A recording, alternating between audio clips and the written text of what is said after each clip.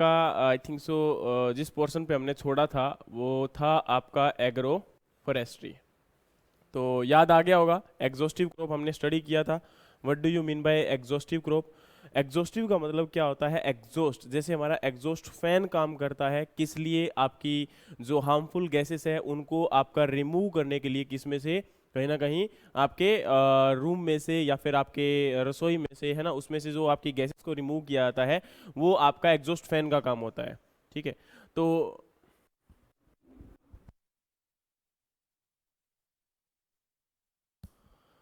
तो आपका क्या होता है, एग्जॉस्ट फैन की तरह ही हमारी एग्जॉस्ट क्रॉप। अब एग्जॉस्ट क्रॉप जो है वो कहीं ना कहीं फैन का काम तो नहीं करेगी, लेकिन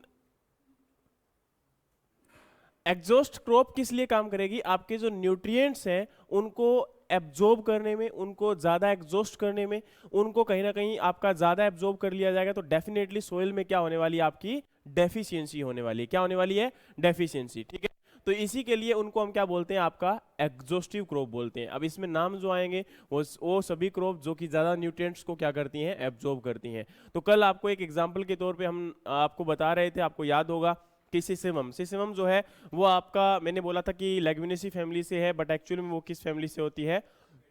पेडिलिएसी, है ना। तो ये चीजें हमें पता होना चाहिए कि किसके बारे में हम डिस्कशन कर रहे हैं और कौन सी क्रॉप के बारे में कहाँ और किसके बारे में पूछा जा रहा है। अगर ये हमें पता होगा तो डेफिनेटली हमारा आंसर क्या होगा? राइट होगा। ठीक है। चलिए, तो इसी के साथ आपका अगला जो पार्ट है that is the agri silviculture या एग्रो फॉरेस्ट्री। देखो डियर, जब इसकी बात करते हैं तो ये काफी आपका ब्रॉड लेवल पे हमारे पास आ जाता है कि एग्रो फॉरेस्ट्री क्या है और इसके बारे में क्या डिस्कशन रहता है। एक चीज ध्यान से सुनना कि एग्रो फॉरेस्ट्री जब वर्ड आता है तो उसका मतलब ये है कि एग्रो प्लस में फॉरेस्ट्री, एग्रो प्लस में फॉरेस्ट्री। तो एग्रो फॉरेस्ट्री का मतलब ये होता है कि जैसे आप लोगों ने कई बार देखा होगा, आपके एनवायरमेंट के अंदर, आपके एनवायरमेंट के अंदर लगातार कंटिन्यू चेंजेस आते जा रहे हैं, ग्रीन हाउस गैसेस बढ़ती जा रही हैं। और उसी के साथ अगर देखा जाए तो आप लोगों ने देखा होगा एनवायरमेंट में ग्रीन हाउस गैसेस तो बढ़ रही है, लेकिन उसके साथ साथ हमारा जो एग्रीकल्चर प्रोडक्शन है वो भी डिक्रीज होता जा रहा है। और उसकी जो एक्सटर्नल डिमांड है, जो इनपुट डिमांड है, वो भी क्या होती जा रही है? आपकी इंक्रीज होती जा रही है। यस और नो? तो इसीलिए हमें क्या करना है, एग्रीकल्चर को भी कहीं ना कहीं आपका फॉरेस्ट्री के साथ अटैच करना है। कैसे करना है, क्यों करना है, वो सारी बातें हम यहाँ पर डिस्कशन कर लेते हैं। तो सबसे पहले जब वर्ड आता है हमारा एग्रो फॉरेस्ट्री, तो इसका मीनिंग क्या है उस बात को हम जान लेते हैं। ठीक है। इसका मीनिंग ये है कि हमारी एग्रीकल्चर क्रॉप के साथ फॉरेस्ट ट्रीज को क्या करना? कंबाइन करना। ठीक है। ये हमारा क्या रहेगा? Agro forestry. देखो, बोलोगे सर अगर हम फॉरेस्ट एरिया की बात करते हैं तो उसमें हमारा क्या रहेगा? आपका फर्टिलिटी ज्यादा नहीं होती तो क्रॉप का प्रोडक्शन नहीं हो पाएगा।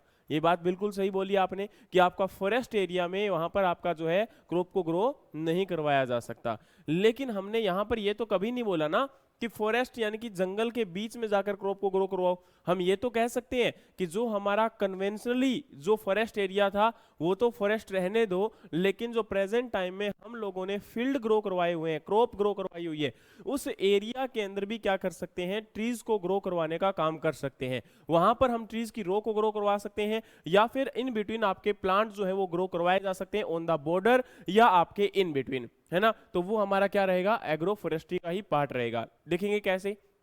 क्योंकि देखो, एग्रीकल्चर क्रॉप के साथ अगर आप यहां पर क्या कर रहे हो? फॉरेस्ट ट्रीज को ग्रो करवा रहे हो, तो वो क्या हो जाएगा आपका?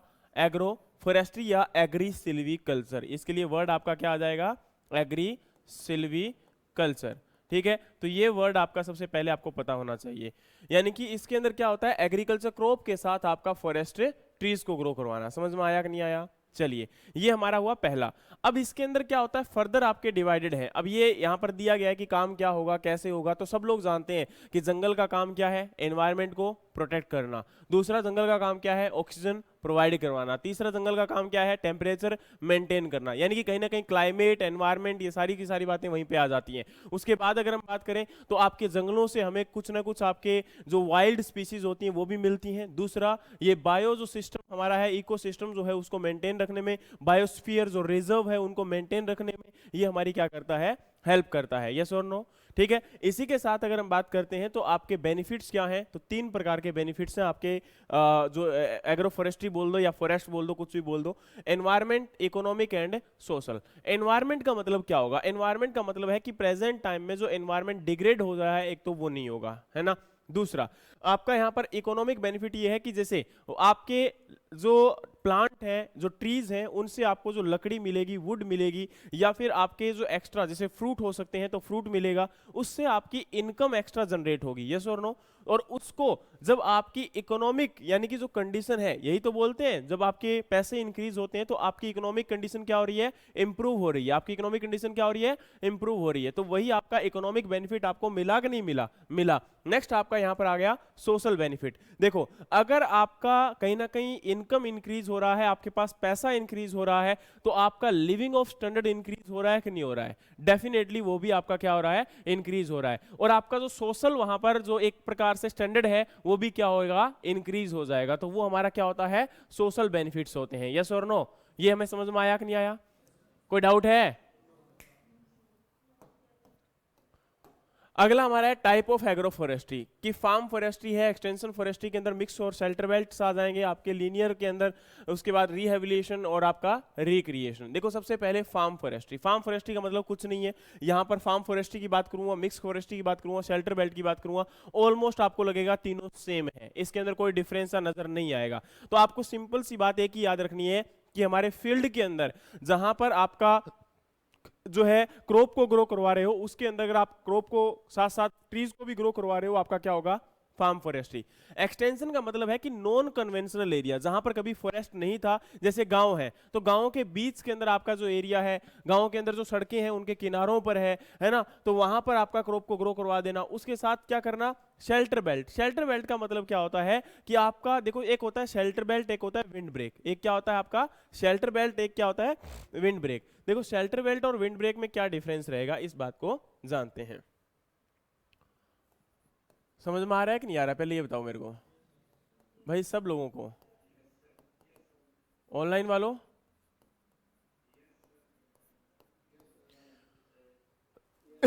देखो भाई, शेल्टर बेल्ट की अगर हम बात करें तो इसमें एक चीज आप लोग ध्यान रखना कि इसका मतलब क्या होता है। जैसे मान के चलिए आपको पता है कि ज्यादातर हवाएं जो आती है वो नॉर्थ वेस्ट डायरेक्शन से आती है। किस डायरेक्शन से आती हैं? नॉर्थ वेस्ट, यानी कि उत्तर पश्चिम हवाएं। सुना है कि नाम नहीं सुना? ये यानी कि नॉर्थ वेस्ट। डेफिनेटली जिस साइड से हवा आएगी उस साइड में हॉरिजॉन्टली आप लोग क्या कर दोगे? प्लांट्स को ग्रो करवा दोगे। यस और नो? भाई जिस डायरेक्शन में आपकी हवाएं आ रही है उस डायरेक्शन में अगर आपने प्लांट्स की रो ग्रो करवा दिया तो आपका बेनिफिट क्या हो जाएगा कि उसका जो आपका वहां पर प्लांट है, जो ट्रोप है, उनको जो है उसका इफेक्ट नहीं पड़ेगा। समझ में आया मैंने क्या बोला? तो इसके लिए हम लोग क्या करते हैं? इस डायरेक्शन में आपके प्लांट्स को ग्रो करवा देते हैं। समझ में आया कि नहीं आया? ठीक है, तो वो हमारा क्या रहता है? शेल्टर बेल्ट रहता है। लेकिन विंड ब्रेक क्या होगा? तो विंड ब्रेक कह सकते हो कि एक प्रकार से कोई भी स्ट्रक्चर, चाहे दीवार खड़ी कर दो, चाहे आपका वहां पर हेजेस को ग्रो करवा दो, चाहे प्लांट्स को ग्रो करवा दो, और प्लांट आपके चारों ओर बाउंड्री के अंदर आप जो लगा देते हो उसको आप लोग क्या बोलते हो? Wind break. ये आपका क्या करेगा? विंड की स्पीड को स्लो करने का काम करेगा, लेकिन ये विंड को क्या करेगा? कंप्लीटली स्टॉपेज कर देगा। देखो दीवार बनी हुई है तो क्या इस दीवार के उस पार कभी हवा लगेगी? हमें नहीं। अब बोलोगे सर बहुत तेज तूफान आ रहा है तो लगेगी ना। भाई ऐसे तो फिर वही बात है कि बाढ़ आ गई तो सब कुछ बह ही जाएगा ना, है ना? ये चीज नहीं है। यहां पर हमने क्या बोला है कि एक पर्टिकुलर लिमिट तक कोई चीज हमें क्या करेगी? प्रोटेक्ट करने का काम करेगी, और उसको हम लोग क्या बोल रहे हैं यहां पर? विंड ब्रेक का नाम दे रहे हैं। समझ में आया कि नहीं आया? चलिए, इसी के साथ अगर हम बात करें तो आपका लीनियर स्ट्रिप प्लांटेशन, ये कुछ नहीं है कि आपकी स्ट्रिप्स की फॉर्म में प्लांट्स को ग्रो करवा दिया जाएगा और उसके इन बिटवीन आपका क्या करवाया जाएगा? या तो आप वहां पर कोई फॉरेस्ट्रीज या फिर कोई और पर्टिकुलर आपका जो है एक्वा फॉरेस्ट्री या फिर आपका वहां पर पास्चर्स लैंड जो है उनको ग्रो करवा सकते हो। कुछ भी आपका पॉसिबल हो सकता है। और नेक्स्ट आपका है रिहेबिलिटेशन ऑफ डिग्रेडेड फॉरेस्ट। आपने वर्ड सुना होगा एफॉरेस्टेशन, सुना है कि नहीं सुना? क्या होता है इसका मतलब? एफॉरेस्टेशन का मतलब क्या होता है?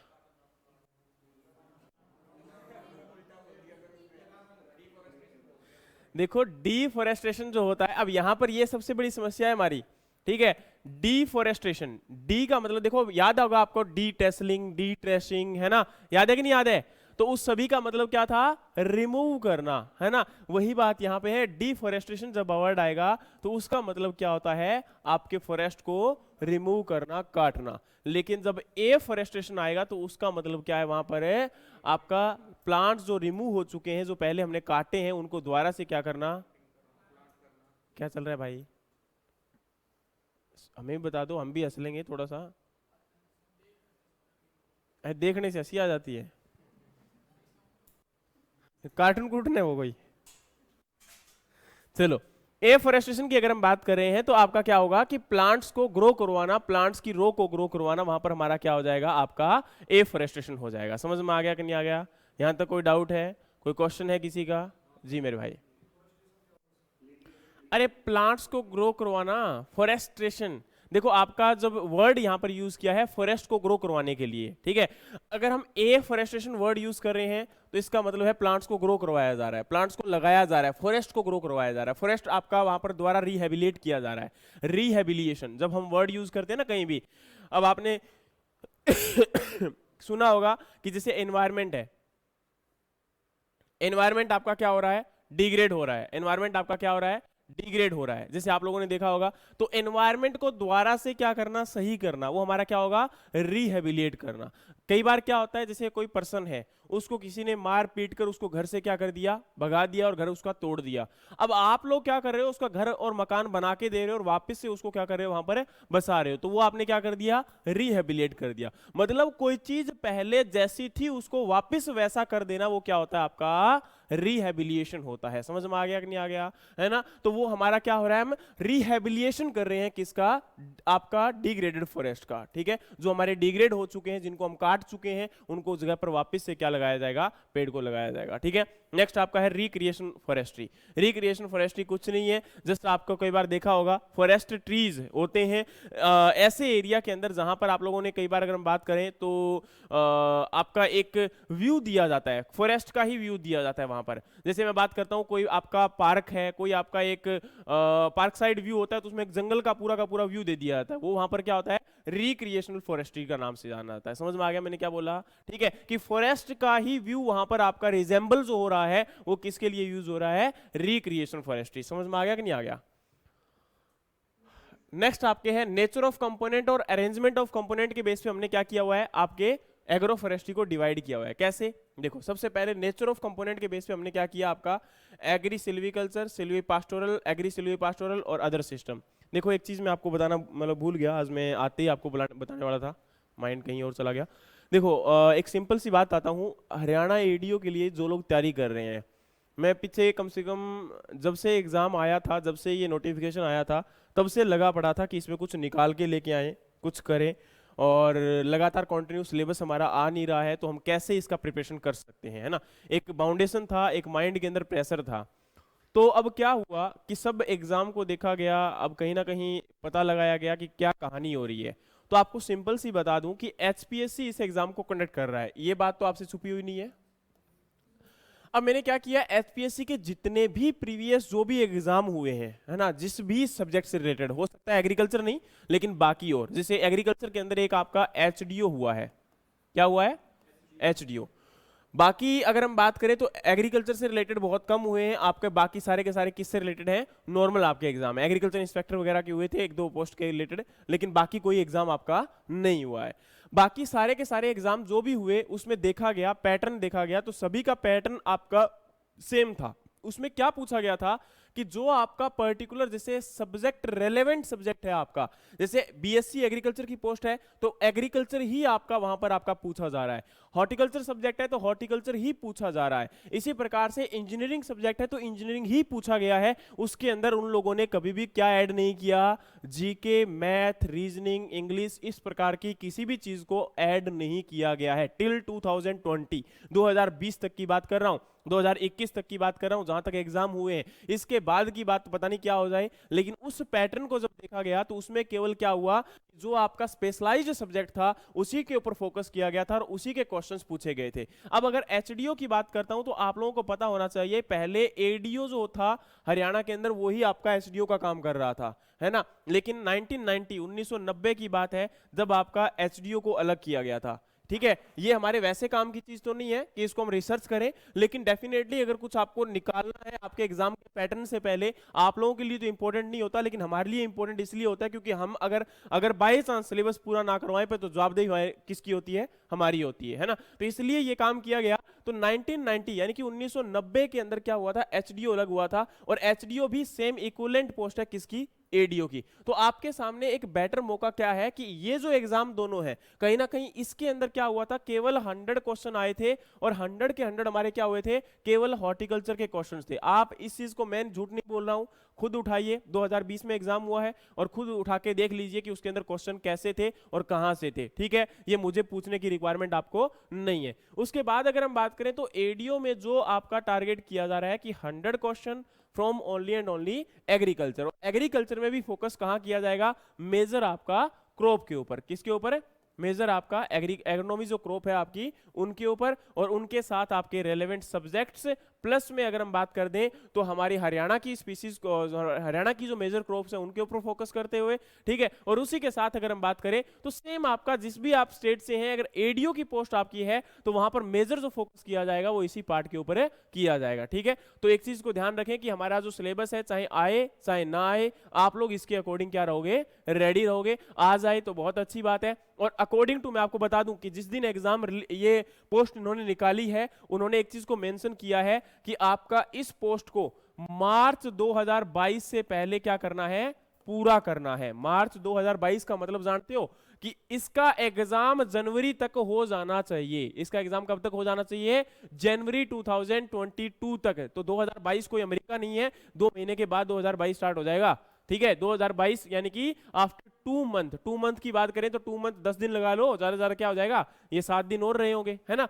तो ये आपका 2 महीने के बाद आपका 2022 स्टार्ट हो जाएगा, और यानी कि मार्च 2022 तक आपका ये डेफिनेटली एग्जाम कंडक्ट किया ही जाएगा।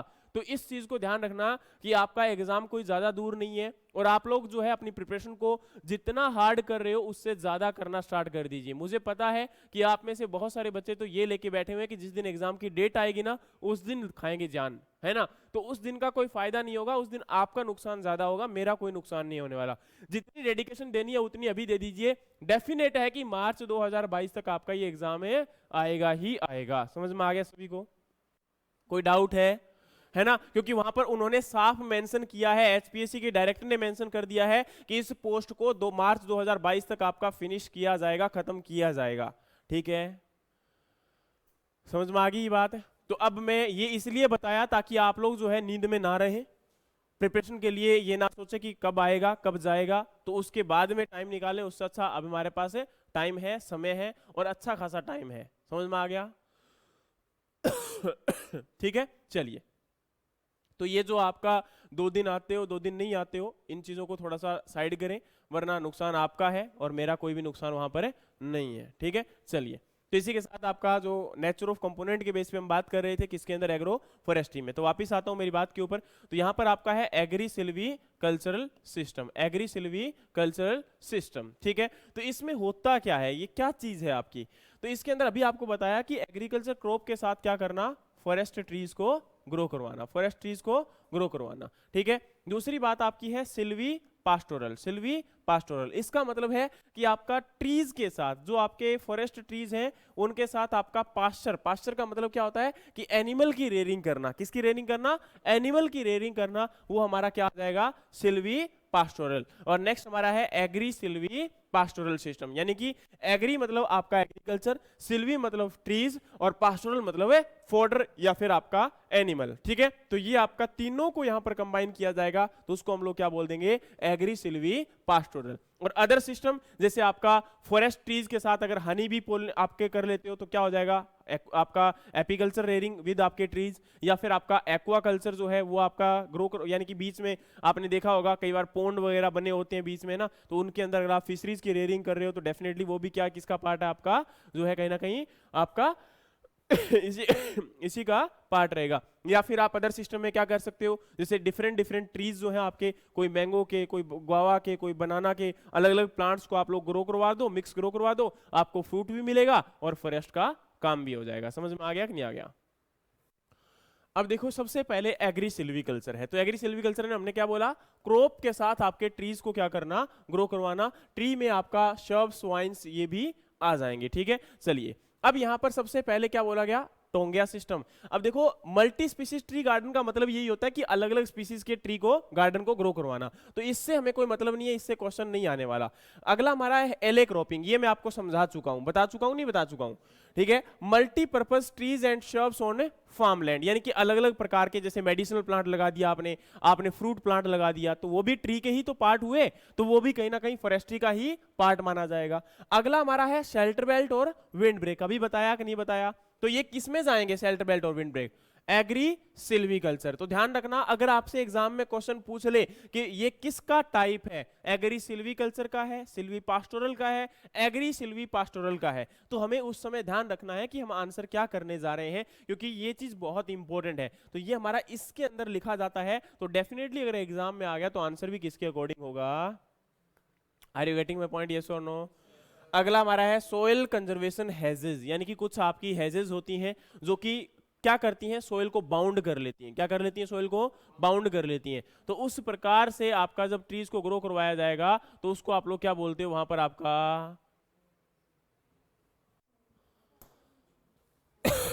राइपेरियन बफर, याद है राइपेरियन बफर, राइपेरियन प्लांट आपको याद होंगे, राइपेरियन प्लांट बताए तो थे यार, जब आपके वाटर बॉडीज हैं उनके अराउंड जो प्लांट्स होते हैं, तो यहाँ पर राइपेरियन बफर का मतलब क्या है, यहाँ पर बफर का मतलब है कि आपके जो ज्यादातर वो एरियाज जहाँ पर वाटर ज्यादातर स्टेगनेंट कंडीशन में रहता है, वाटर खड़ा ही रहता है, उस एरिया में आप क्या करते हो, प्लांट्स को ग्रो करवा दोगे, ट्रीज को ग्रो करवा दोगे, और इन बिटवीन कुछ ऐसी क्रॉप जैसे कि राइस है, जूट है, उन क्रॉप्स को आप लोग क्या कर सकते हो, ग्रो करवा सकते हो, तो वो हमारा क्या हो जाएगा, राइपेरियन बफर का काम करेगा।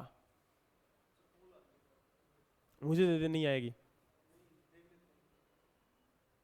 हाँ तो देखना बंद, उसको स्विच ऑफ करके रखो ना आपका, या साइलेंट करके रखो, आपको पता ही नहीं लगेगा साइलेंट करने के बाद।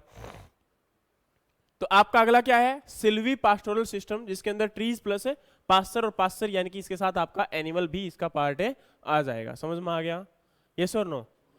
अब इसमें क्या रहेगा कि सिल्वी पास्टोरल, सिल्वी पास्टोरल का मतलब क्या होता है कि आपके ट्रीज के साथ साथ आपके पास्चर यानी कि आपके फोडर को ग्रो करवाना या फिर एनिमल्स की रेयरिंग करना। अब इसमें जो आएगा आपका, यानी कि इस प्रकार से जब एनिमल्स हैं उनको या तो नॉर्मली फीड करवाने के लिए रख सकते हैं या फिर फोडर बीच में ग्रो करवाया जा सकता है, तो वो हमारा क्या रहेगा आपका सिल्वी पास्टोरल। मेनली क्या होता है आपको पता होगा, जो ट्रीज होते हैं वो भी प्रोटीन के अच्छे खासे सोर्स होते हैं, तो कई बार इसके बीच में लिखा हुआ मिलता है, मैं आपको बताता हूँ, कई बार अगर आप डेफिनेशंस वगैरह देखोगे या इसके टाइप वगैरह देखोगे तो वहां पर लिखा होगा प्रोटीन बैंक, तो उसमें घबराना नहीं है। प्रोटीन बैंक का मतलब क्या है, प्रोटीन बैंक का मतलब है कि जो आपके ट्रीज हैं उनके लीफ जो होते हैं वो कहीं ना कहीं आपके डाइट यानी कि न्यूट्रिशन से क्या होते हैं, आपके फुलफिल्ड होते हैं। समझ में आया मैंने क्या बोला, जो आपके ट्रीज होते हैं उनके लीफ क्या होते हैं, न्यूट्रिशन से फुलफिल्ड होते हैं, वो न्यूट्रिशन आपका प्रोवाइड करवाते हैं, तो वो कहीं ना कहीं आपके किसके अंदर आएंगे, प्रोटीन बैंक अगर पूछ ले तो वो किसका एग्जाम्पल है, सिल्वी पास्टर का है। किसका है, सिल्वी पास्टर का है। तो ये चीज ध्यान रखना, ये पहली बात है शायद ना आए, लेकिन अगर आ जाए तो थोड़ा सा माइंड लगा लेना कि मैंने क्या बोला था और कहां पर इसको बताया था, ठीक है। चलिए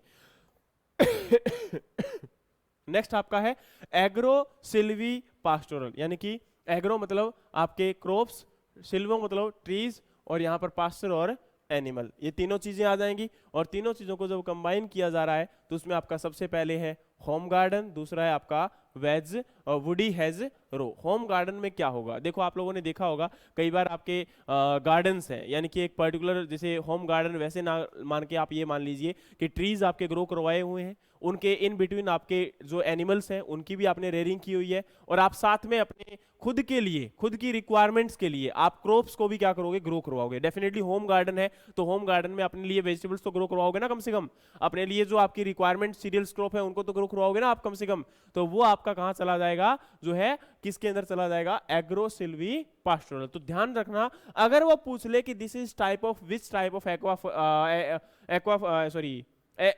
एग्रो फॉरेस्ट्री, तो ध्यान रखना वो किसका होगा, एग्रो सिल्वी पास्टोरल। देखो ये चीज क्या है, ये ऐसे नहीं है कि आप लोग मतलब पढ़ रहे थे, डेफिनेटली अब इसको क्या होगा, आप लोगों ने कई बार देखा भी होगा कि होम गार्डन लिखा हुआ है, आपका वुडी हेजरो लिखा हुआ है, लेकिन आप लोगों ने उतना, अब यहाँ पर क्लास का लगाने का एक ही मकसद होता है, मैं बार बार बोलता हूँ आपको, हमारा रोल 1% क्यों है, केवल इसीलिए कि आपको किस डायरेक्शन में पढ़ना है और कैसे पढ़ना है, दैट वाज माय रोल। इसके अलावा पढ़ने वाला किसका रहेगा, अब मैंने बोल दिया तो क्या आपको याद हो गया क्या, नहीं, ये याद होने वाली चीज नहीं है। उसके बाद अगर एक दो बार रिवीजन दोगे तो डेफिनेटली आपको याद हो जाएगा, लेकिन एक दो बार आपका रिवीजन डेफिनेटली ये मांगता है ना। तो दशरथ मांझी याद आया कि नहीं आ गया, जब तक क्या है तोड़ेगा नहीं तब तक है छोड़ेगा नहीं।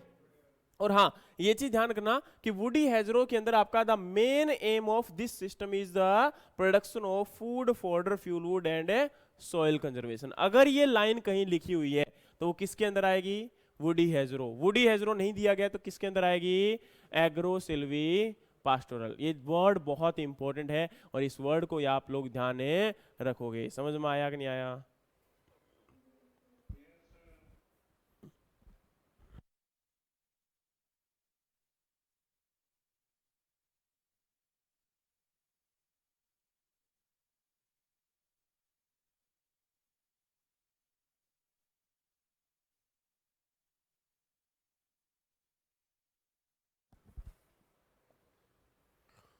तो आपका अदर सिस्टम में मैंने जैसे आपको बताया था कि आपका क्या हो सकता है, एपीकल्चर विद ट्रीज, यानी कि आपके मधुमक्खी पालन किया जा सकता है। Aqua forestry, aqua forestry, aqua forestry में क्या रहेगा आपको अभी बताया, जैसे ये तो जस्ट एग्जांपल लिया गया फोटो के एग्जांपल है ना, वैसे आपको पता है कि जंगलों के बीच में या फिर आपके ऐसे एरिया के अंदर जहां पर आपके वाटर पॉन्ड अवेलेबल है और उस पॉन्ड के चारों ओर आप क्या कर दोगे, ट्रीज को प्रॉपर्ली ग्रो करवा दोगे और उसके इन बिटवीन आप क्या कर सकते हो, जो एक्वेटिक एनिमल है, अब ये नहीं कि केवल फिशरीज ही वहां पर आएगा, एक्वा का मतलब कोई भी आपका वहां पर हो सकता है, फिशरीज, श्रिम्प्स या फिर आप कोई भी एनिमल जो आपका वहां पर रेयरिंग किया जा सकता है किसके अंदर है, वाटर के अंदर, वो हमारा। अब क्रोकोडाइल को पालना भी क्या है, एक्वा फॉरेस्ट्री का ही पार्ट तो आएगा, क्योंकि क्रोकोडाइल क्या है आपका वाटर का क्या है, एक जीव है, वाटर एनिमल है ना। चलिए तो ये हमारा अगला, अगर हम बात करते हैं तो functional classification of agro forestry system. तो फंक्शनल क्लासिफिकेशन में सबसे पहले आपका आएगा प्रोडक्टिव और दूसरा हमारा क्या आएगा आपका प्रोटेक्टिव। ठीक है, प्रोडक्टिव में क्या आएगा, देखो सबसे पहले है फूड, दूसरा फोडर, तीसरा फ्यूल वुड, चौथा अदर वुड और पांचवा अदर प्रोडक्ट। देखो फूड मिलता है कि नहीं मिलता, पहले बताओ भाई, मिलता है, फ्रूट्स मिलते हैं, फूड मिलता है। दूसरा फोडर मिलता है कि नहीं मिलता, एनिमल्स के लिए अभी बताया कि ट्रीज के लीफ को हम क्या यूज कर सकते हैं, एज ए फोडर की फॉर्म में यूज कर सकते हैं। फ्यूल वुड, क्या आपकी लकड़ी मिलती है कि नहीं मिलती वहां से, डेफिनेटली कोयला जो है मैक्सिमम कहां से आ रहा है, वहीं से आ सकता है। ठीक है, अगर हम इनको जला के यूज करेंगे तो एज ए यूज कर सकते हैं ना डेफिनेटली, और बाद में इनको अगर दफना दिया जाए, इनको पूरा का पूरा प्रेशराइज करके अगर करवाया जाए, आज अगर कोयला निकल रहा है तो कहां से निकल रहा है, पहले ट्री जो नीचे दब चुके हैं, फोजिल फ्यूल वही तो होता है, यस और नो। अरे फोजिल फ्यूल वर्ड सुना होगा। नेक्स्ट है अदर वुड। अदर वुड जैसे आप घरों के अंदर गेट बनाने के लिए या फिर कोई पर्टिकुलर मेज बनाने के लिए, बेंच बनाने के लिए अदर अलग अलग प्रकार की लकड़ी को यूज करते हैं, जैसे कोई सागवान की लकड़ी को यूज करता है, कोई चीड़ की लकड़ी को यूज करता है, यस और नो। तो वो आपका क्या रहता है, अदर वुड्स। और अदर प्रोडक्ट आपके लैक, ज्यादातर लैक अगर देखा जाए तो इंडिया में कहां से प्रोड्यूस होता है, जंगलों से प्रोड्यूस होता है, पता है कि नहीं पता है ना, तो उसमें हेल्प करेगा। ठीक है, चलिए नेक्स्ट अगर हम बात करें तो आपका प्रोटेक्टिव फंक्शन आएगा। प्रोटेक्टिव में आपको विंड ब्रेक, शेल्टर बेल्ट, ये बताया कि नहीं बताया, सोइल कंजर्वेशन अभी बताया कि नहीं बताया, मॉइस्चर को कंजर्व भी करेंगे, क्यों, क्योंकि अगर ट्रीज रहेंगे तो क्या होगा, आपका इवेपोरेशन कम हो जाएगा और डेफिनेटली इवेपोरेशन कम होगा तो मॉइस्चर कंजर्व होगा। सोइल का इंप्रूवमेंट, ट्रीज है तो क्या करते हैं, ऑर्गेनिक मैटर को ऐड करते हैं, यस और नो, और ऑर्गेनिक मैटर को अगर ऐड करेंगे तो सोइल इंप्रूवमेंट होगा कि नहीं होगा। नेक्स्ट आपका है shade for crop, animal and man. मैंने आपको लास्ट क्लास में जब आपको बता, किसी का कोई क्वेश्चन है ऑनलाइन में, ऑनलाइन में कोई क्वेश्चन है किसी का,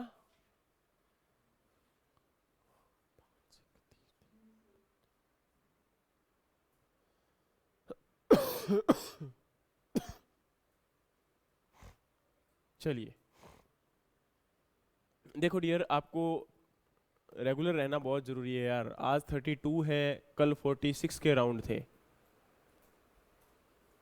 अब 46 और 32 में तो साफ डिफरेंस नजर आ रहा है कि नहीं आ रहा। ठीक है, अब इन 14 लोगों को कहां से अलग से बैठ के पढ़ाएंगे भाई हम, है?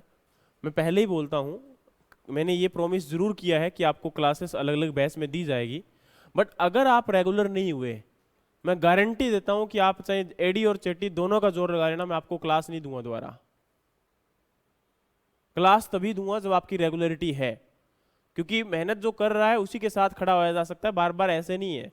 टाइम पास आपने करना है तो फिर उसी प्रकार से पैसा हमने भी कमाना है, दोनों बातें इक्विवेलेंट है। तो लगातार अगर क्लासेस लगाओगे तो दोबारा क्लास की उम्मीद करना, अदरवाइज मुझसे क्लास की उम्मीद मत करना, दोबारा पैसे दे के उम्मीद करना, क्योंकि मुझे तो पता ही है कि तुम लोगों ने टाइम पास करना है, उससे अच्छा हम तो कमा लें कम से कम। नेक्स्ट आपका यहाँ पर देखो, ये एग्रो फॉरेस्ट्री कंप्लीट होता है। इसमें अगर क्वेश्चन आए तो डेफिनेटली इसके बाहर आपके कोई क्वेश्चन से नहीं होते हैं। अब जब वर्ड बार बार कंजर्वेशन की बात कर रहे हैं, देखो एक प्रोटेक्ट करने की बात जब आती है तो एनवायरमेंट को प्रोटेक्ट जो किया जा रहा है उसमें एक वर्ड आएगा सस्टेनेबल। क्या आएगा? सस्टेनेबल। सस्टेनेबल का मतलब क्या होता है? देखो यार, ये वर्ड ना एक यहां से वर्ड आया है सस्टेन से। कहां से आया है? सस्टेन। सस्टेन का मतलब होता है कोई चीज कितने लंबे टाइम तक रहती है। सस्टेन का मतलब क्या होता है? कोई चीज कितने लंबे समय तक रहती है। जैसे मैं बात करता हूं आपको प्रेजेंट टाइम में, अगर मैं आप लोगों को पढ़ा रहा हूं, आप लोगों को जैसे मान के चलिए मैंने बोला कि भाई 10,000 फीस है, 15,000 फीस है, आप लोग यहां पर आइए और पढ़िए। डेफिनेटली अगर मैं आपको यहाँ पर आने के बाद कुछ कंटेंट दूंगा, मैं पढ़ाऊंगा, मैं आपके जो टेस्ट है वो अटेम्प्ट करवाऊंगा, अब उसके बाद अगर आप लोग देखोगे कि हाँ यार अच्छी बात है कि हमारे टेस्ट लिए जा रहे हैं, हमें पढ़ाया जा रहा है, हमें कंटेंट दिया जा रहा है, तो तुम लोग क्या करोगे? 2 लोगों को और बुलाओगे, और उसके बाद क्या होगा कि प्रोस्पेरिटी जो है उसी के साथ इंस्टीट्यूट की हो रही है। तो इसका मतलब क्या है कि मैं आपके साथ टिका हुआ हूं, मैं यहां पर रहूंगा। लेकिन वही मैंने क्या कर दिया, आप लोगों को बुलाया, मैंने टाइम पे आपको पढ़ाना ना किया, मैं आपका आ रहा हूं, 2-3 मिनट पढ़ाया, टाइम पास किया, और हाँ भाई तुम कर ही लोगे, तो तुम लोग बोलो हाँ जी कर ही लेंगे, क्यों, इतना तो बोलना ही होता है। तो तुम कर लोगे इतने में आ जाएगा एग्जाम। अब एग्जाम में देखा आपने यार कि ये तो कुछ है ही नहीं, है ना, पढ़ क्या रहे थे, आया क्या है, तो उसी दिन आप लोग क्या बोलोगे? अगर कोई 2 पर्सन यहाँ पे आ रहे हैं, आपको क्या बोलोगे? नहीं जाना है। तो वो सस्टेन नहीं हुआ। सस्टेन का मतलब क्या है कि लॉन्ग टाइम तक जब आप कहीं भी किसी भी जगह पर टिकते हो तो वो आपका सस्टेनेबिलिटी है। उसी प्रकार से एनवायरमेंट आपको पता है लगातार क्या होता जा रहा है? खराब होता जा रहा है। लेकिन आपको पता है उसमें एग्रीकल्चर का भी एक इंपॉर्टेंट रोल है। कैसे? आप लोगों को पता है आज प्रेजेंट टाइम में मीथेन गैस जो है वो सबसे ज्यादा कहां से निकल रही है? एग्रीकल्चर फील्ड से निकल रही है, या फिर आपके डेयरी जो आपके अगर हम बात करते हैं एनिमल हस्बेंड्री तो वहां से निकल के आ रही है। दूसरा आपको पता होना चाहिए नाइट्रस ऑक्साइड गैस भी कहां से निकल रही है? हमारे एग्रीकल्चर से निकल रही है काफी मात्रा में। तो ये 2-3 गैसेस ऐसी हैं जो कि प्रेजेंट टाइम में क्या कर रही हैं, आपका काफी मात्रा के अंदर ग्रीन हाउस गैस, जो ग्रीन हाउस इफेक्ट है उसको कहीं ना कहीं प्रमोट कर रही हैं। तो उससे बचना है। दूसरा, आज प्रेजेंट टाइम में हम लोग फर्टिलाइजर को यूज करते हैं, पेस्टिसाइड्स को यूज करते हैं, उनकी वजह से हमारा वाटर, उनकी वजह से हमारा सॉइल, ये क्या होते जा रहे हैं? पोल्यूट होते जा रहे हैं। ठीक है, प्रेजेंट टाइम में आज जो सब्सिडी दी जा रही है फर्टिलाइजर के ऊपर, पेस्टिसाइड के ऊपर, वो कहीं ना कहीं इनडायरेक्टली हमारे एनवायरमेंट के ऊपर क्या हो रहा है? एक नेगेटिव इफेक्ट हो रहा है। समझ में आया मैंने क्या बोला? हाँ, डेफिनेटली हमें सोचना चाहिए कि आज हम लोग बोल देते हैं कि यार फार्मर को जो है ये सब्सिडी मिलनी चाहिए, फार्मर बेचारा कहां से इनपुट ग्रो करवाएगा, ये करेगा वो करेगा। लेकिन एक बात है, कोई चीज कितनी महंगी होगी फार्मर उतना ज्यादा यूज करेगा, कम यूज करेगा? कम यूज करेगा।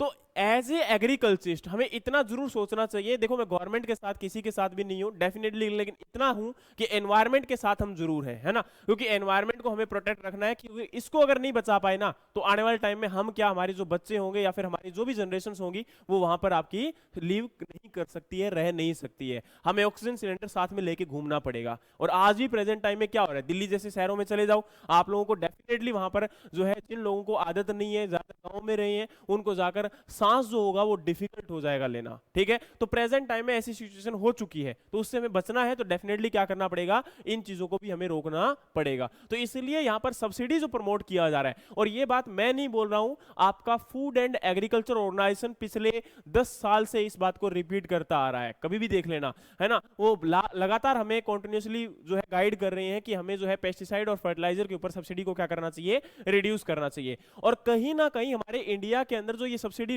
रिड्यूस की जा रही है, वो इम्पैक्ट कहीं ना कहीं उन्हीं का है और डायरेक्टली गवर्नमेंट के हाथ में कुछ नहीं होता। कई बार लोग बोलते हैं कि गवर्नमेंट के हाथ में बहुत कुछ होता है। देखो, गवर्नमेंट के हाथ में बहुत कुछ होता है, जैसे ये पेट्रोल वगैरह ये डेफिनेटली हो सकते हैं, लेकिन अगर वहां पर हम बात करते हैं किसके रिस्पेक्ट में, आपका प्रेजेंट टाइम में आपका जो है फर्टिलाइजर वगैरह या फिर एग्रीकल्चर के अंदर सब्सिडी वगैरह, तो ये डायरेक्टली कभी भी हमारी गवर्नमेंट नहीं दे सकती है। उसके लिए हमारे जो है रूल एंड रेगुलेशंस को हमें क्या करना पड़ता है, फॉलो करना पड़ता है। और हमारे वर्ल्ड ट्रेड ऑर्गेनाइजेशन, किसके अंदर में, वर्ल्ड ट्रेड ऑर्गेनाइजेशन में, इसके अंदर आपकी 3 प्रकार की सब्सिडीज होती हैं, ठीक है। 3 प्रकार के बॉक्स बनाए गए हैं। पहला बॉक्स आपका है ग्रीन बॉक्स, पहला बॉक्स आपका है ग्रीन बॉक्स। ग्रीन बॉक्स में क्या आता है, एनवायरमेंट रिलेटेड सब्सिडी आती है। इसके अंदर आपका 100% सब्सिडी अलाउ की जाती है। क्या, 100%। जैसे मान के चलिए मैं क्या हूं, मैं एक एनजीओ रन कर रहा हूं, ठीक है। और मैंने क्या बोला, मैंने गवर्नमेंट को बोला कि भाई मुझे जो है 100 करोड़ रुपए की रिक्वायरमेंट है, और मैं एक हरियाणा पंजाब इस दोनों स्टेट को क्या कर रहा हूं, यहाँ पर प्लांट्स को ग्रो करवाऊंगा, और डेफिनेटली यहाँ पर एनवायरनमेंट को प्रोटेक्ट करने के लिए मैं 2-3 प्रोजेक्ट को रन कर रहा हूँ। 200 करोड़ रुपए लगेंगे, आप मुझे 200 करोड़ रुपए दे दीजिए, 100 करोड़ रुपए दे दीजिए, और गवर्नमेंट उस प्रोजेक्ट को क्या कर देती है, सैंक्शन कर देती है। तो जितने रुपए 100 के 100% गवर्नमेंट यहाँ पर दे सकती है, किसको प्रोटेक्ट करने के लिए, एनवायरनमेंट को प्रोटेक्ट। अगर इससे रिलेटेड अगर कोई सब्सिडी आएगी, वो किस में जाएगी, ग्रीन बॉक्स। अब डेफिनेटली आप लोग जानते हो ग्रीनरी कब रहेगी, जब एनवायरनमेंट प्रोटेक्टेड रहेगा। और उसी के लिए अगर जंगलों को काट दिया तो क्या ग्रीनरी रहेगी यहाँ पर, नहीं। तो याद रखना, यहाँ पर एनवायरनमेंट से रिलेटेड जब भी बात आएगी तो किस में आएगा, वो ग्रीन बॉक्स सब्सिडी में आएगा, जो कि डब्ल्यूटीओ के अंडर में आता है। जानते हो ना डब्ल्यूटीओ क्या है, वर्ल्ड ट्रेड ऑर्गेनाइजेशन। हमारे वर्ल्ड के अंदर जो ट्रेडिंग हो रहा है प्रेजेंट टाइम में, उसके ऊपर जो कंट्रोलिंग है, 168 कंट्रीज इसके अंडर में आती हैं, आपको पता होना चाहिए। और ये सभी कंट्रीज, अगर आपको जानना है इसके बारे में, डब्ल्यूटीओ के बारे में, ज्यादा कुछ नहीं करना, अपनी खुद की ही अपना ही यूट्यूब चैनल के ऊपर डब्ल्यूटीओ का एक लेक्चर लिया हुआ है, ठीक है। वो यूपीएससी को पढ़ाते हैं वैसे सर, लेकिन प्रेजेंट टाइम में नाबार्ड के लिए लेक्चर उन्होंने लिया था, तो उस समय वो आपका एक लेक्चर वहां पर दिया गया है, तो आप लोग देख सकते हैं उसको। वो व्यू बढ़ाने के लिए नहीं है, कमेंट करने के लिए नहीं है, लाइक करने के लिए नहीं है, डिसलाइक कर देना, गालियां निकाल देना उसमें, लेकिन उसको देख लेना आपको, अगर डब्ल्यूटीओ के बारे में थोड़ा सा जानना है, ठीक है। इसके बाद अगर हम बात करें तो ग्रीन बॉक्स के अंदर जो है आपका एनवायरमेंट के अंदर आ जाएगा। उसके बाद यहां पर आपका है ब्लू बॉक्स। देखो, ब्लू बॉक्स जो है वर्ल्ड के अंदर केवल 2 कंट्री ही फॉलो कर रही है, तो ये हमारे कोई काम की नहीं है चीज है, यहां पर आपका कोई भी क्वेश्चन कभी भी नहीं होता। एक लास्ट आपका बॉक्स बचता है यहां पर, वो कौन सा है, अंबर बॉक्स। धरती सुनहरी अंबर नीला। तो अब अंबर की जब बात आती है तो इसके अंदर याद रखना कि आपका एग्रीकल्चर सब्सिडी इसके अंदर ही आती है। एग्रीकल्चर के अलावा और भी बहुत सारी है, लेकिन हमारे लिए इंपॉर्टेंट क्या है, केवल आपका एग्रीकल्चर। तो याद रखना, पूछ ले कि एग्रीकल्चर किस आपके उसके बॉक्स के अंदर आती है डब्ल्यूटीओ के अंडर, तो वो आपकी किस में आती है, यहां पर है अंबर बॉक्स के अंडर में आती है, ठीक है। तो ये याद रखना कि इसके अंदर एग्रीकल्चर सब्सिडी।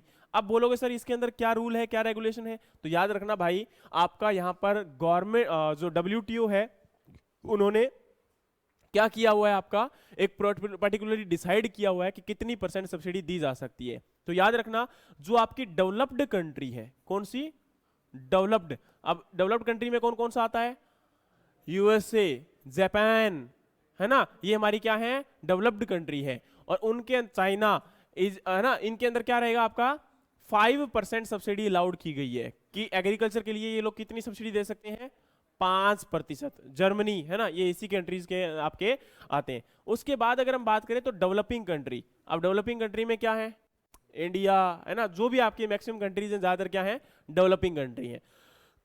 तो डेवलपिंग कंट्री को अलाउ किया गया 10% सब्सिडी देने के लिए। क्या देने के लिए, 10%। अब देखो क्वेश्चन भी रेज होता है यहां पर, एक क्या क्वेश्चन रेज होता है कि सर अगर देखा जाए तो आपके जो जापान के फार्मर हैं वो अप्रोक्सीमेटली अगर हम देखते हैं तो 15 लाख सब्सिडी देते हैं अपने फार्मर को, 15 लाख पर फार्मर सब्सिडी दी जाती है। यूएसए के फार्मर को अगर देखा जाए तो 18 से 20 लाख सब्सिडी देते हैं। उसी प्रकार से आपका जर्मनी को देखा जाए तो वो लोग 7 से 8 लाख के करीब सब्सिडी देते हैं, ठीक है। ये भी रेशो थोड़ा सा चेंज हो सकता है, आई थिंक सो 10 के करीब रहेगा, ठीक है, लेकिन ये 18 से 20 के करीब पक्का है डेफिनेट, ठीक है। 17 लाख तो आई थिंक सो था 2018-19 के अंदर, उसके बाद इंक्रीज ही हुआ होगा। अब बोलोगे सर अगर ये लोग इतना दे रहे हैं, इंडिया में अगर पर फार्मर सब्सिडी देखी जाए तो पता कितनी मिल रही है, 17,000, ठीक है। अबे रुको, फार्मर ज्यादा है पहले। हमारे यहाँ पर जो सब्सिडी को कैलकुलेट करने का जो सिस्टम है वो डिफरेंट है। आज प्रेजेंट टाइम में आपको पता होना चाहिए, हम दुनिया के साथ अपने आप को कंपेयर कर रहे हैं। हम अपने आप को बोलते हैं कि हम जो है प्रेजेंट टाइम में जो है काफ़ी इम्प्रूवमेंट में चल रहे हैं। प्रेजेंट टाइम में आपका जो इंडिया है वो जीडीपी और जीवीए दो चीज होती हैं, एक ग्रोस वैल्यू एडिशन होता है, एक आपका जीडीपी ग्रोस डोमेस्टिक प्रोडक्ट होता है। हम लोग अपने आप को काउंट पता है किसके बिहाफ पर करते हैं? हम लोग अपने आप को जो शो करते हैं वो जीडीपी के बेस पे शो करते हैं, जीवीए के बेस पे शो नहीं करते हैं। लेकिन अदर कंट्री जितनी भी है वो किसके बेस पे आपकी अपने आप को जो ग्रोथ है वो शो करती है? जीवीए के बेस पे। इसीलिए हम लोग ग्रोथ में शो हो रहे हैं। अगर जीडीपी के बेस पे हमें देखा जाए, अदर कंट्री के साथ कंपेरिजन किया जाए, तो हमारा जो आपका ग्रोथ रेट है वो बहुत कम है। ये रियलिटी है डियर, ये मेरी बात नहीं बोल रहा हूं, है ना। आपके एक इकोनॉमिस्ट हैं, आप उनको सुन लेना, एग्रीकल्चर इकोनॉमिक्स के नाम से ही है, नाम भूल गया यार मैं उनका, बताऊंगा जब याद आएगा, ठीक है।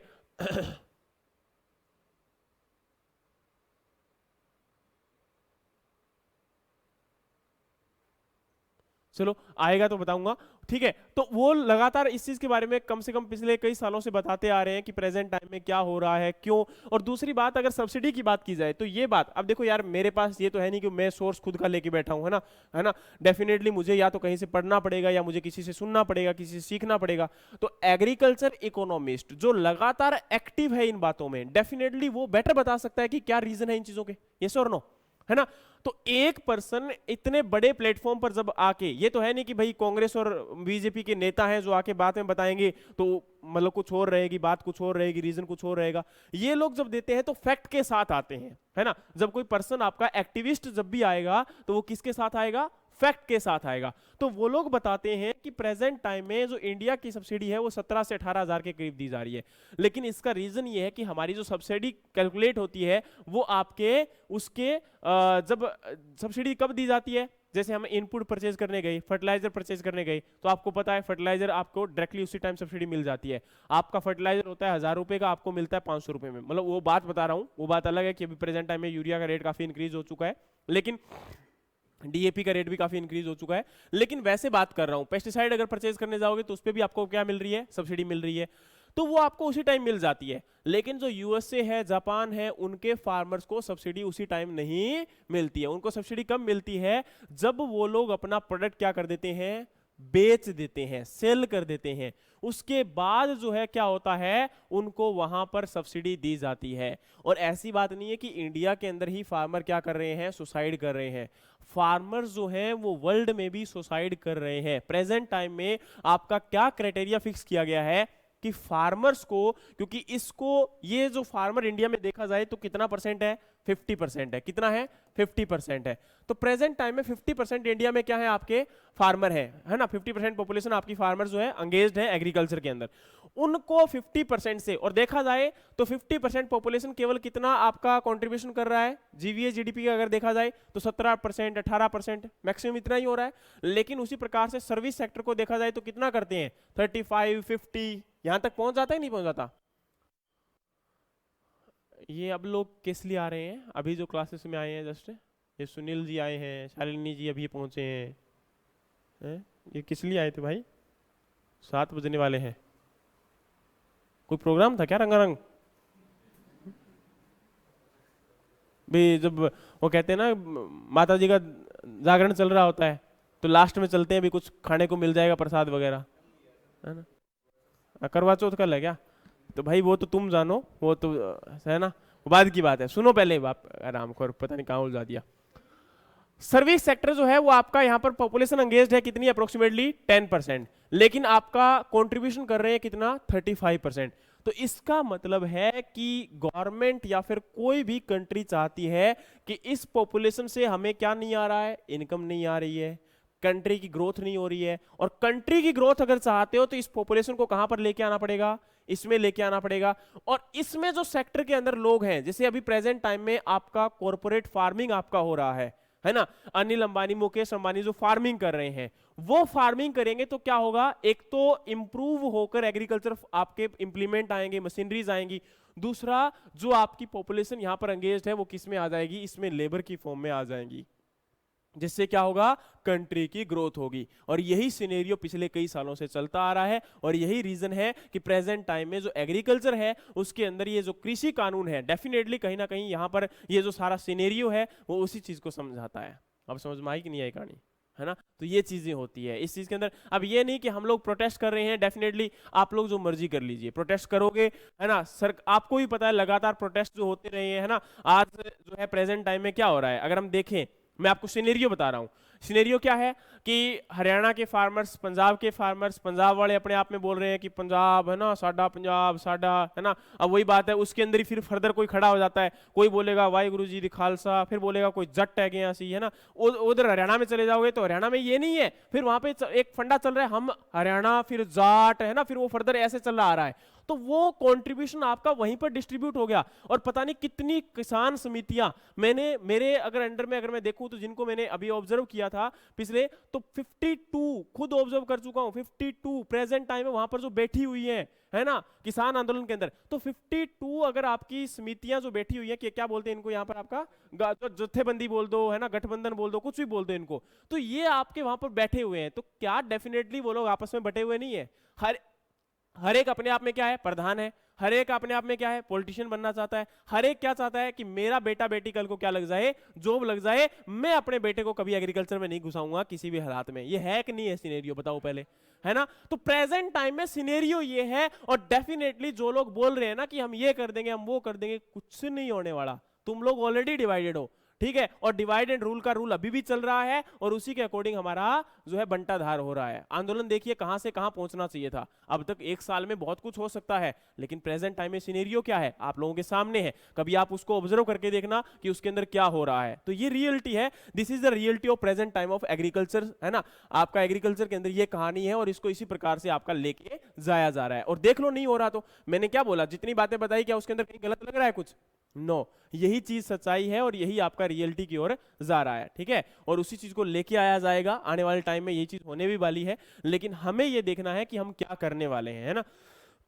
एजुकेशन सिस्टम की बात करें तो एजुकेशन सिस्टम में पहले क्या था, अब प्रेजेंट टाइम में हमारे ऊपर एक प्रेशर दिया जाता है केवल मार्क्स का। हमें क्वालिटी एजुकेशन के ऊपर कोई फोकस नहीं किया जाता। हमें इतना है कि आपके मार्क्स कितने ज्यादा आ रहे हैं, किसके किस में ज्यादा है। पहले आपको पता होना चाहिए, तीन चीजें आपके एजुकेशन सिस्टम में जो है अभी मेन ऐड की गई है, और तीन चीजें नहीं, आपका जिसको बोलते हैं स्वेट या स्मैट, ऐसे ही समथिंग है, जिसके अंदर क्या होता है, साइंस, मैथमेटिक्स, आपका जो है इसके अंदर इंजीनियरिंग और टेक्नोलॉजी, ठीक है? तो ये चार चीजें ऐड की गई है यहाँ पर। इनको मतलब मोस्टली क्या है, प्रमोट करने की बात की जा रही है कि ये एजुकेशन के अंदर आएगी। क्योंकि आपको याद होगा जब ब्रिटिश गवर्नमेंट हमारे इंडिया में आई थी, ठीक है, तो ब्रिटिश गवर्नमेंट जब इंडिया में आई थी तो उन लोगों ने, एक पर्सन था, मैं नाम भूल गया हूँ, बहुत बड़ा अंग्रेज था, ठीक है, काफी लंबा नाम था उसका यार। तो उसको जब बुलाया था इंडिया में तो उनको एक बात बोली गई कि भाई एक काम कर, चाहे कुछ भी कर, जो एजुकेशन सिस्टम है इंडिया का उसको समझ और उसका जो है निचोड़ निकालो और उसके बाद इसके अंदर हम कुछ ना कुछ चेंजेस करते हैं। तो उन्होंने बताया कि इंडिया के अंदर एजुकेशन सिस्टम एक नहीं है, यहां पर केवल एक चीज को प्रमोट नहीं किया जा रहा है, यहां पर हर चीज को प्रमोट करवाया जा रहा है। आपके अंदर आर्ट है तो आपकी आर्ट को प्रमोट करवाया जा रहा है, आपके अंदर अगर कोई पर्टिकुलर किसी और चीज में आपको स्किल है तो वो स्किल को डेवलप किया जा रहा है ना? तो जैसे आपका अगर प्रेजेंट टाइम में हम बात करते हैं तो पहले क्या होता था, कुम्हार का काम करते थे, हमारा जो है कोई पर्सन होता था तो मिस्त्री का काम करता था, है ना? तो वो पर्सन क्या करते थे, अपने आप में उस पर्टिकुलर एक जो आपका ऑर्गेनाइजेशन था, एंटरप्राइज था, उसमें अपने आप में वो स्किल्ड थे, है ना? लेकिन हम लोगों ने क्या कर दिया, तू कुम्हार है, तू ये है, तू वो है, लेकिन उसकी स्किल को देखिए आप, कभी नहीं देखा हमने ये लोगों को, है ना? क्या उसके मिट्टी के घर बर्तन के बिना पॉसिबल था कि हम पानी ढंग से पी पाते हैं आज? नो। आरओ वाला पानी जहां पे वर्क करता है क्या उतना उसका वर्क करता है? नो, है ना? तो वो चीज बहुत बेटर है वो चीज, ठीक है? तो वो चीज हमने क्या कर दिया, उसको डिक्लाइन कर दिया। और उसी टाइम उन्होंने क्या किया, इस एजुकेशन सिस्टम के अंदर आपका चार चीज मेनली लेके आए थे कि साइंस को डालो, मैथमेटिक्स को डालो, क्योंकि इससे क्या होगा, लेबर, स्किल्ड लेबर हमारे पास तभी आएगी जब हम इस चीज को डाल देंगे। और उन्होंने सबसे पहले जो निकालने का काम किया, दैट वाज द आर्ट, ठीक है? सेकंड नंबर पे जो काम किया वो आपकी हिस्ट्री, आपकी अगर आप प्रेजेंट टाइम में हिस्ट्री और ज्योग्राफी के बारे में जो पढ़ते हो, है ना, पहले प्रेफरेंस दी गई इन साइंस, मैथमेटिक्स, इनको। आज प्रेजेंट टाइम में अगर हम बात करें तो हम सबसे पहले क्या बोलते हैं, इंजीनियर बनना है, हमें मेडिकल के अंदर साइंटिस्ट बनना है, मतलब आपका डॉक्टर बनना है। लेकिन कोई बोलता है कि मुझे आर्टिस्टियन बनना है, मुझे जो है इसके अंदर वो क्या कहते हैं, डांसर बनना है, सिंगर बनना है, तो ये चीजें शायद चलो फिर भी अब प्रेजेंट टाइम में थोड़ी बहुत आ रही हैं, लेकिन अगर हमारी जनरेशन जो थी जब हम पढ़ रहे थे, हम में से कितने बच्चे ये बात बोलते थे? नो, हम बोलते थे इसके अंदर स्कोप कहाँ है ना। खेल के अंदर हम आज भी जो है प्रेजेंट टाइम में लेके आते हैं अच्छे खासे मेडल, लेकिन हमारे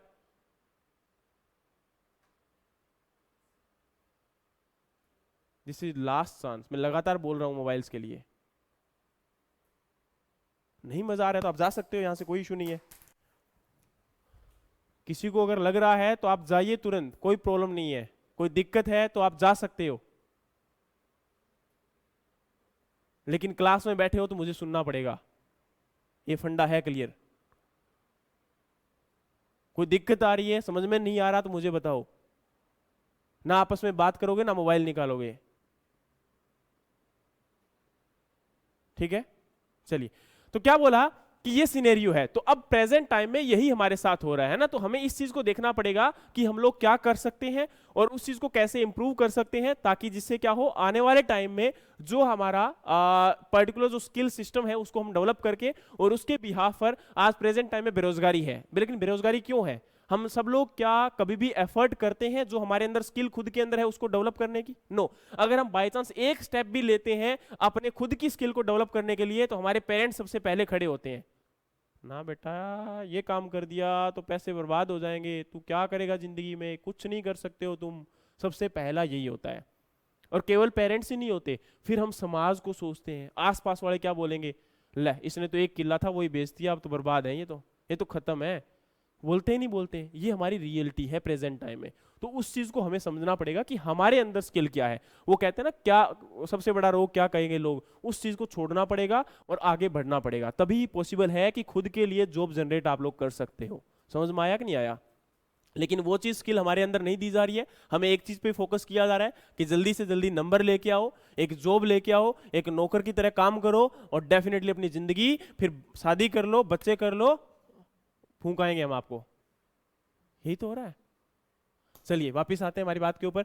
फोकस कर रहे थे हमारा किसके अंदर, इसके ऊपर। और नेक्स्ट हमारा है कंजर्वेशन टिलेज। देखो कंजर्वेशन एग्रीकल्चर आपका एक पूरा का पूरा टॉपिक है, हम उसको पढ़ेंगे तब कंजर्वेशन टिलेज को बता दूंगा। कंजर्वेशन एग्रीकल्चर के अंदर क्या होता है कि आपका जो एग्रीकल्चर के अंदर कंजर्व करने का मतलब है कि हमारे जो रिसोर्स हैं उनको कंजर्व करना, क्रॉप को रोटेशन करवाना, है ना, और दूसरा कवर क्रॉप को ग्रो करवाना विद आपका जो मल्च है। मल्च का मतलब क्या होता है, जो फील्ड के अंदर प्लांट का रेजिड्यू है उसको मेंटेन करना फील्ड में, और फील्ड के अंदर रेजिड्यू मेंटेन रखने के लिए हमारे पास क्या होता है, कंजर्वेशन टिलेज होती है। कंजर्वेशन टिलेज में क्या होता है कि हमारा जो फील्ड के अंदर प्लांट का रेजिड्यू होता है उसको मेंटेन रखा जाता है। आपने सुना होगा मिनिमम टिलेज, आपने सुना होगा रिज टिलेज, आपने सुना होगा जीरो टिलेज। ये सारे के सारे किसके पार्ट होते हैं, कंजर्वेशन टिलेज। ये जो नीचे लिखे हुए सारे के सारे किसके पार्ट हैं, कंजर्वेशन टिलेज के। लेकिन एक वर्ड याद रखना, यहां पर रिड्यूस्ड टिलेज ये इसका पार्ट नहीं है। ये जो जाएगा वो आपका, अब देखो इसमें क्या रहता है कि प्लांट रेजिड्यू मोर देन 30% आप जो है फील्ड के अंदर मेंटेन रखते हो, लेकिन रिड्यूस्ड टिलेज के अंदर 15 to 30% रखते हो। और जो कन्वेंशनल टिलेज है, जो हम प्रेजेंट में आपके पास्ट में फॉलो अप करते आ रहे हैं लगातार कंटिन्यू, उसके अंदर हम लेस देन 15% यानी कि 15% से कम फील्ड के अंदर प्लांट रेजिड्यू को क्या करते हैं, मेंटेन करते हैं। समझ में आया कि नहीं आया? अरे यस और नो, है ना। तो ये हमारा क्या रहता है यहां पर, आपका जो है कन्वेंशनल टिलेज, ये रहता है रिड्यूस्ड टिलेज, और ये हमारा क्या रहता है, कंजर्वेशन टिलेज। कोई भी अगर पूछ ले कि कितना फील्ड के अंदर रेजिड्यू मेंटेन रखना है according to conservation tillage, then that will be the more than 30। ठीक है, इसके बाद अगर कोई पूछ ले रिड्यूस्ड टिलेज में कितना मेंटेन करना है, तो 15 to 30। और अगर आपसे पूछ ले कोई कन्वेंशनल टिलेज में कितना रेजिड्यू मेंटेन रहता है, तो less than 15। Are you getting my point, yes और नो? ऑनलाइन यस और no? Online?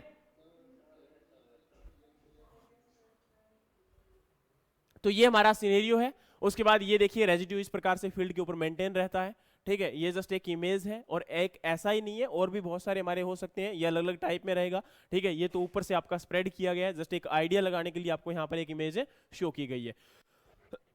Sorry, tonga cultivation बताया था कल परसों, भाई एक्सप्लेन किया था कि नहीं किया था? चलिए जैबो कल्टीवेशन कुछ नहीं होता, इसमें सारी एग्रीकल्चर की प्रैक्टिसेस जो होती है वो हम फॉलो अप कर लेते हैं। और ये कहाँ किया जाता है? ये उस एरिया में किया जाता है जैसे कि हिली एरिया, हिली जोन आपका जो होता है, आप लोगों ने कई बार देखा होगा वहां पर स्टेप वाइज स्टेप आपकी खेती की जाती है। तो सबसे ऊपर आपका जैसे घर हो गया, फिर आपका क्या हो जाएगा, वहां पर आपके क्रॉप को ग्रो करवाया जा सकता है, फिर आपके एनिमल्स को जो है रेयरिंग की जा सकती है, फिर आपका पास्चर लैंड हो सकता है, फिर नीचे आपके ट्रीज को ग्रो करवाया जा सकता है, फिर आपका सबसे नीचे जो है पानी अगर इकट्ठा हो रहा है तो वहां पर आपका एक्वा कल्चर भी किया जा सकता है। ठीक है, तो ये सारे फार्मिंग को इकट्ठे करने को आप लोग क्या बोलते हो? जैबो कल्टीवेशन बोलते हो। और कुछ इस प्रकार से क्या होता है नजर आता है।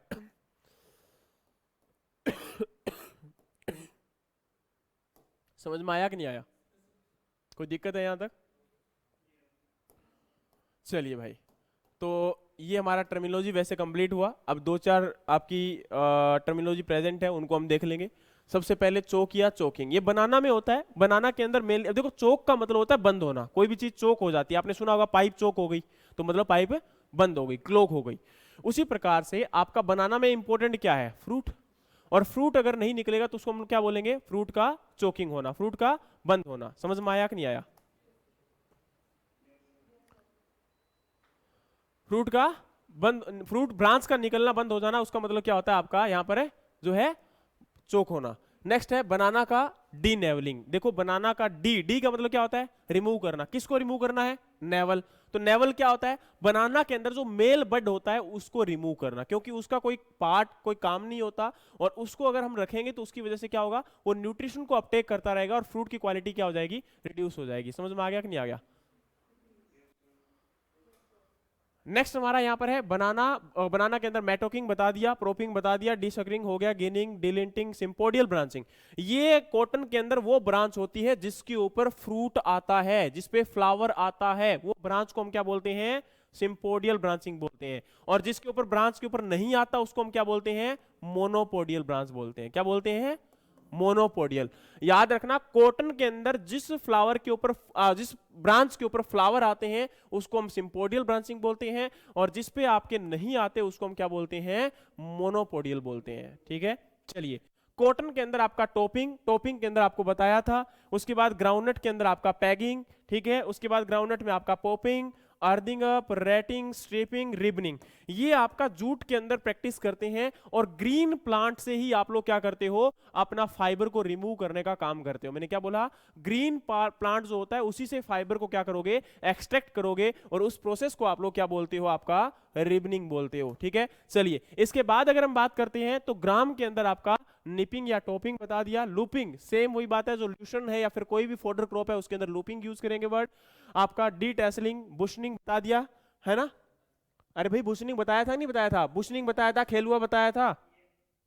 पोटैटो के अंदर डी हॉलमिंग। देखो डी का मतलब वही बात, रिमूव करना, और हॉलम का मतलब हॉलम, हॉलम का मतलब याद है? रेजिड्यू। और आपका बताया था कि आपके जो पोटैटो का प्लांट है उसके अंदर जब ट्यूबर आपका ग्राउंड के अंदर बनना स्टार्ट हो जाएगा तो बिफोर हार्वेस्टिंग 15 डेज हम क्या करते हैं? ऊपर से जो ऊपर का प्लांट होता है उसको कट कर देते हैं, जिससे आपका जो ट्यूबर है वो प्रॉपरली फॉर्मेशन हो सके। समझ में आया?